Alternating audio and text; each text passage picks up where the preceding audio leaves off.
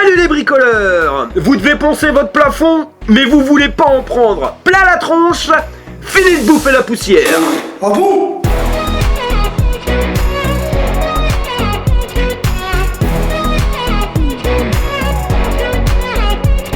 L'astuce à 2 balles pour poncer mur et plafond sans un grain de poussière. On connaît tous la joie du ponçage, surtout la poussière qui va avec. Mais c'est tout simplement parce que le ponçage est fait au sec et rien n'empêche la poussière de voler.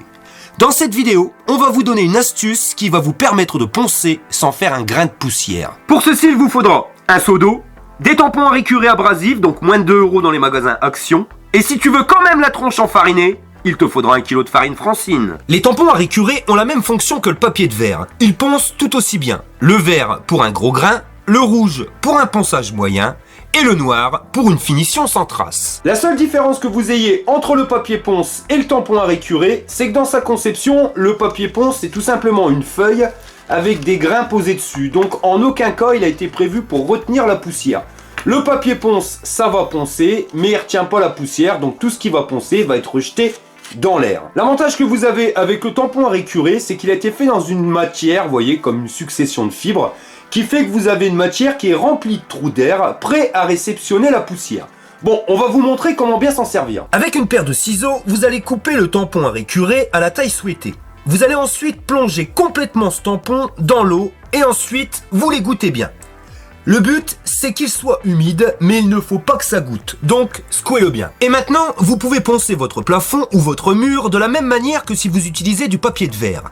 La seule différence, c'est qu'il n'y a pas de poussière, car toute la poussière reste emprisonnée dans les trous d'air humides de notre tampon à récurer. Vous poncez une petite surface et vous surveillez bien que votre tampon ne soit pas rempli de poussière. Mais vous pouvez voir que même en tapant dessus, la poussière reste bloquée à l'intérieur. Quand le tampon est dégueulasse, vous le rincez dans le seau d'eau, vous l'égouttez bien et vous pouvez à nouveau reponcer une petite surface. Et de petite surface en petite surface, vous allez faire l'intégralité de ce que vous voulez poncer.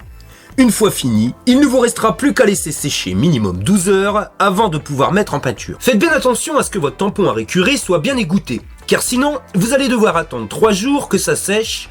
Mais comme vous pouvez le voir, la méthode du tampon à récurer humide vous permet de rester beaucoup plus propre qu'avec la méthode standard au papier de verre. Ah bon?